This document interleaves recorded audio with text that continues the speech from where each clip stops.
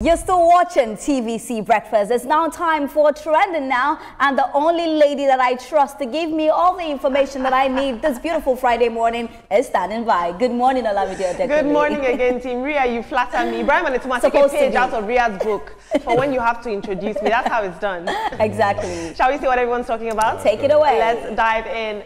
Good morning, Nigeria. I like to say that TVC has a finger on the pulse and an eye on the streets. And here on the Trending Now segment, my team and I, we do our best to bring you all the trending stories that are shaping the world that you and I live in. We begin today with some very serious news, where the hashtag Justice for Chanya campaign is still trending as Nigerian women renew calls for justice for 13-year-old Chanya Ogbanje, who died in 2018 after years of alleged sexual abuse by a lecturer and his son, who now still roam free.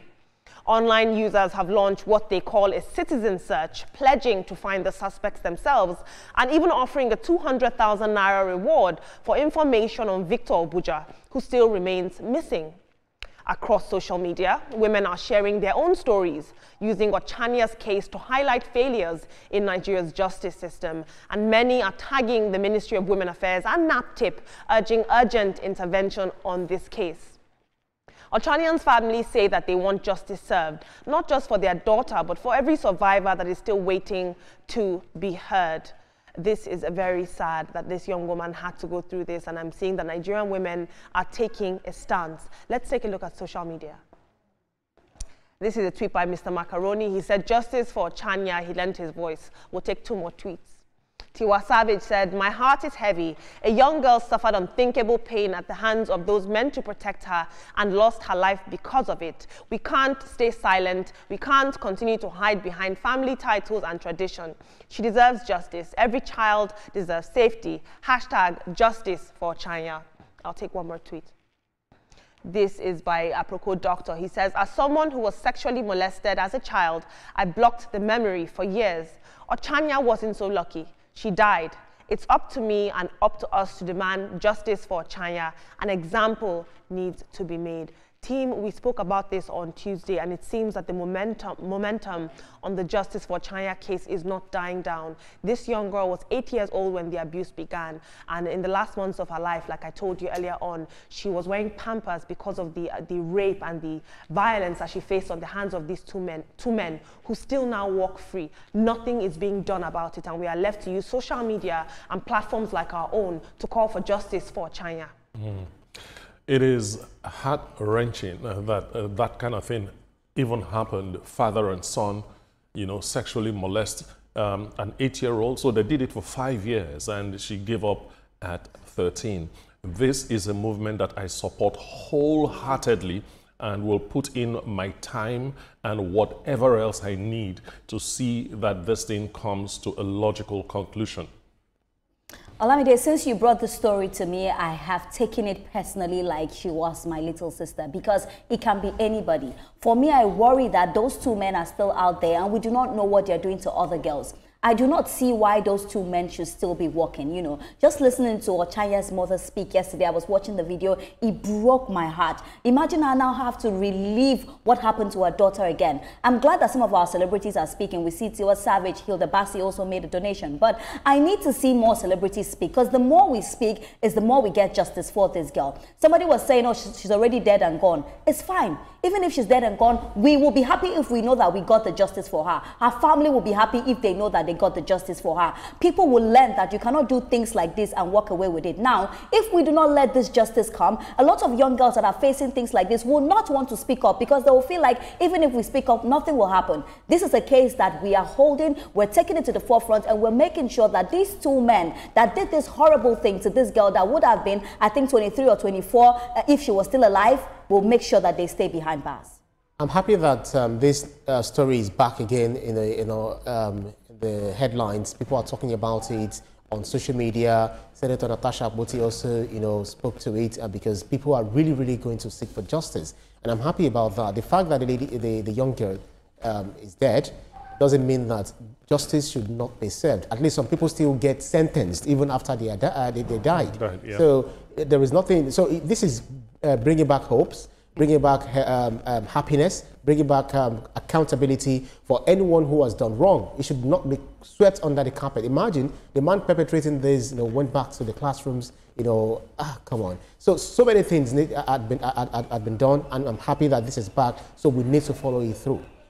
What happens in this moment, team, I have to say, is very, very pivotal. Whatever happens, if they don't pursue justice, we are sending a young message to girls, whatever the outcome of this case. On one hand, that we love them, we protect them, and that we see them. On the other hand, that frankly, we don't care about their fate. # justice for Chanya.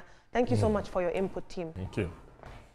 Still on the same issue of abuse, there is public outrage across West Africa over 2 disturbing stories that are making the headlines. In Ghana, a male teacher has come under fire for suggesting that the government pay male teachers a self-control allowance, claiming that they deserve extra pay for resisting temptation from female students. Of course, his comments have sparked swift backlash from women's rights groups and lots of women online, calling his ideas predatory and insulting. But take a look for yourself. Teachers, we deserve self-control allowance, because looking at these young girls, nowadays, teachers, we are suffering. Ghana teachers, we are suffering. We deserve self-control allowance, teachers self-control allowance, because it's not easy. Back home in Nigeria, police in Enugu State have arrested a man called Ozioma Okonkwo, who was accused of defiling his 2 young daughters, aged 2 and 5. I want to put that in context for you. 2 years old and 5 years old, their own father. Officials say that the children are now safe and receiving medical care in a government shelter. Most recently, the National Assembly of Nigeria has prescribed a life imprisonment for child defilement without bail. But still, these cases have reignited calls for fast protections and accountability against sexual abuse in the region. It's a shame that this is the whole segment today, abuse on minors. Let's take a look on social media. Very interesting. Some of those tweets were very inflammatory, so unfortunately we're not going to be able to take them. But team, you heard that teacher. I mean, I can't make this up. He literally said, I deserve an allowance because I'm showing sexual restraint when I look at minors. Yeah, no, the guy was just advertising his weakness to the whole world, because I don't think that is the case in Ghana. I don't think it's not a correct representation. He was just maybe trying to make fun, and in the process, he has shown that he has control problems. So he's the one that needs a psychiatric evaluation or whatever, not for the government to give, what did he call it again? A restraint allowance or that. That is on the side. But Ozioma Okonkwo, it's good we have your name, sir. 2 and 5. You need Jesus, man. And this guy has to be arrested, and the full weight of the law falls on him. All right, so this story about the Ghanaian teacher, Miriam Abubakar had sent me a DM yesterday talking about it. She sent me the video and, she wanted me to speak on it. So I'm happy that, it got to our stories on Trending Now. It means that, Olamide, your eyes are on the street. So well done on that one. But it's so sad to see that what is happening to our men is not a representation of the teachers we have in Ghana. How do you boldly come out and make this kind of statement? Like, in the first place, how should you even be suggesting to look at a minor and be suggesting that kind of thing?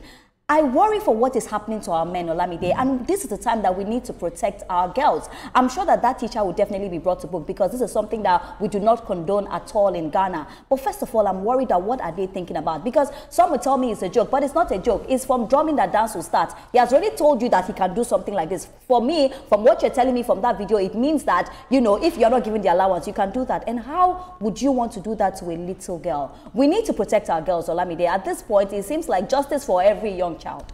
Yeah, so because that was the same question I was going to ask. So if you didn't get the money, it means that you were going to do what you had in your mind, because from the abundance of the heart, the mouth speaks. Is that what the Bible says? So this is the thing. The government, the authority, the school authority, and indeed responsible men across Africa, not just in Ghana, because this is a global issue, should take cognizance of this and ensure that this person is brought to book, because what you've done is suggestive. What you've done is to tell us what you're already doing. I'm not saying you're doing it, but that's what it means to us. So someone like this should be put under check, they should ensure that maybe take him out of the school or anything, but make sure they penalize him. So there are some other guys who are doing that underground who do not have the confidence to hold their phone and start spewing nonsense all in the name of content. Then they would be, Ibrahim, be careful. If you ask me, Ibrahim, I think that he shouldn't even go back to the school because of this statement. No, he should be moved to an all-boys school so that he will not go or through no school at all. Because our boys are not even safe with some boys are not even safe. Atoma, earlier on, Atoma, you called it a weakness. It's not a weakness to me, it's a sickness. Thank you so much for your input, team. I think dialogue about this is very important because silence in the face of oppression is complicity. Thank you so much. Moving on to more brighter news. Grammy-winning singer and global style icon Ciara is back in Lagos State, and social media can't get enough of her. Now, her visit has been described as a cultural homecoming, and it comes just in time for the 15th anniversary of Lagos Fashion Week, a major moment for Nigeria's creative scene. Now, Ciara first visited Lagos years ago, but this time she's been soaking up the Lagos energy. She's been dancing, smiling, and mixing with everyday Nigerians. She even made a stop at Balogun Market, one of our city's busiest commercial hubs, where she was seen greeting traders and taking in the buzz of everyday life. Announcing her visit on X, Jubil Grawat, the governor's senior special assistant, said that this trip celebrates Lagos' growing influence in fashion, tourism, and art. And in one particular trending clip, Ciara gushed about how much the city has changed since her last trip. She pointed out that there's been improved roads and improved skylines, and fans have been quick to welcome her home. Very interesting. Let's take a look at social media. Go, girl. ISIP says, Ciara isn't lying. Lagos is evolving fast. From dirty roads to clean paved streets, progress is visible. But beyond the glamour, we must sustain this growth with better waste management, drainage, and maintenance. Lagos can truly become Africa's pride if we stay consistent. And Zero Trust Ninja says, even America she's coming from, even her street has death road. This sea finish, eh? Now, team, we just had Commissioner for Environment and Water Resources, Tokunbo Ahab, on the show, and he really told us about the potential. We already knew, but the potential of Lagos State as a mega city. We are seeing that global icons and indeed global investment is pouring into Lagos. But I'm going to give you some juicy gossip right now. People were coming for Ciara online because she said Lagos is so much better, the dirt roads are now cleaner, and people were saying you have no right to speak about Lagos. What do you make of that? Well, yeah, for me, she has the right to say, to speak about Lagos because she's comparing it to the last time she came. And this Ciara girl is as if you check her line, her bloodline, I think this girl must be a Yoruba girl sometime, you know, because the first time she came, she really enjoyed the music and she had fun and all that, and she kept talking about it over and over again. So the next opportunity she had, here she is in Lagos. And yes, Lagos is changing. We cannot lie that we're seeing a lot of beautiful things, you know, in Lagos. We also need to give accolades to Madam Toke Benson, the Commissioner for Tourism, Arts and Culture, Lagos State, because she's doing a great job. You can see her at the forefront. You know, she went to them with them, you know, to most of the places that they went to. I just love the fact that, you know, Lagos is now that destination place that people want to come, you know, and I don't have a problem with she saying that she came before, it wasn't good and it's good now. It shows that we're improving. It shows that Lagos is getting better, and that's what we want to see. So Ciara, make sure you have all the lovely food. I love Ciara so much. I love her music. Make sure you enjoy Lagos. And she's already doing that. And I know that she's going to partake at Fashion Week as well. I want to see more posts about her, actually.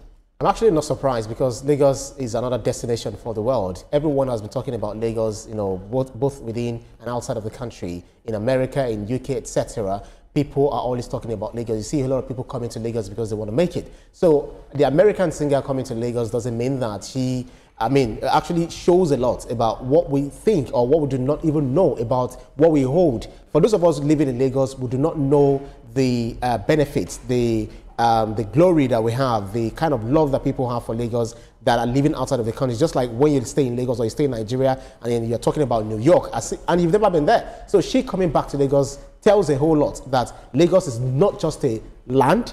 It's not just that, that geographical space is somewhere, a space that is actually reputable and respected worldwide. So we're getting there. And I'm happy that she's back to Lagos. Absolutely. And just last year alone, during the Dirty December period, we saw hundreds of millions of naira pour into Lagos, you know, as tangible revenue, which is great. But I'll leave you with the note of Eko ni bache. At all. In international news, in a major development from Buckingham Palace, Prince Andrew has officially been stripped of all his royal titles and honors. He will now be known only as Andrew Mountbatten Windsor, ending his official royal status. Now, this move is supported by King Charles, and it comes amidst ongoing scrutiny of Prince Andrew's relationship with sex offender Jeffrey Epstein. While he has always denied the claims, he previously settled a civil case reportedly worth £12 million. Buckingham Palace has confirmed the removal of titles, including his titles of Duke of York and His Royal Highness. But his daughters, Princess Beatrice and Princess Eugenie, will still retain their royal titles. Royal experts are now saying that this signals that King Charles plans to protect the monarchy's reputation and distance it from lingering scandal. We heard earlier on this year that Prince Andrew he settled a civil suit with the person that was abused in the Jeffrey Epstein case, and it seems as though the monarchy is trying to protect themselves. This is very interesting. Let's take a look at social media. No to Digital ID says, it's entirely true. He will no longer be allowed to use the Prince title, but in all fact, as the son of a monarch, he will always be Prince Andrew. This cannot be removed. And Everness says, are the Epstein files going to be released? Is that why? Was this a preemptive move to avoid backlash? Her team, this is very scandalous. Historically, the monarch has a reputation of being the upstanding family. They have a reputation of having a very moral high ground. They're very conservative. So for Prince Andrew, now only known as Andrew, to be involved in a scandal, even if it's, you know, relatively, it's a big scandal. And some people are saying that the monarchy is doing damage control. But what do you make of this? Yes, the monarchy is doing damage control. I mean, it's a monarchy that's hundreds and hundreds of years old, you know, and recently all sorts of negative stories have been, you know, connected to the English royalty. So doing this now is just to show everybody that, look, we are tired of that and we are not going to condone it anymore. So Andrew Bobs, enjoy yourself. Andrew. At the end of the day, I just see these as damage control. But also, you know, when you're in this kind of light, there's some things that we're not expected to see you do, but they're humans as well. But basically, this is just damage control. Jeffrey Epstein actually pimped, you know, ladies, trafficked young girls. And then there's so many names mentioned in Jeffrey Epstein. You know, you have Bill Clinton, you have this Prince Andrew. You also have Donald Trump. So people want, if they want to turn Donald Trump, they say, keep short. Release the Epstein file. Let's see what is there. Even Elon Musk, when he fell out with Donald Trump, he also wrote something like that on his Twitter page. So these are the things, you know, people, when we glorify them too much and romanticize them, they have a whole lot of dark side to them. And even people are complaining about the royal, you know, the royal family in the UK. But don't let us go there, because they're just humans and they are not gods. I think that, Olamide, every human has their dark side. We all here have our dark sides, actually. Absolutely, and we have to keep in mind that it's more than just a dark side, a rumor. He was filmed with this girl who was, I believe, 14 at the time. And she had testimonies against him and pictures and evidence. But I will say this, the monarchy at this very point in 2025 is in a very fragile position. People have moved from that mindset of wanting a king and queen to rule them, and they want proper democratic governance. So it's important that they stay ahead of things like this. Thank you so much for your input, team.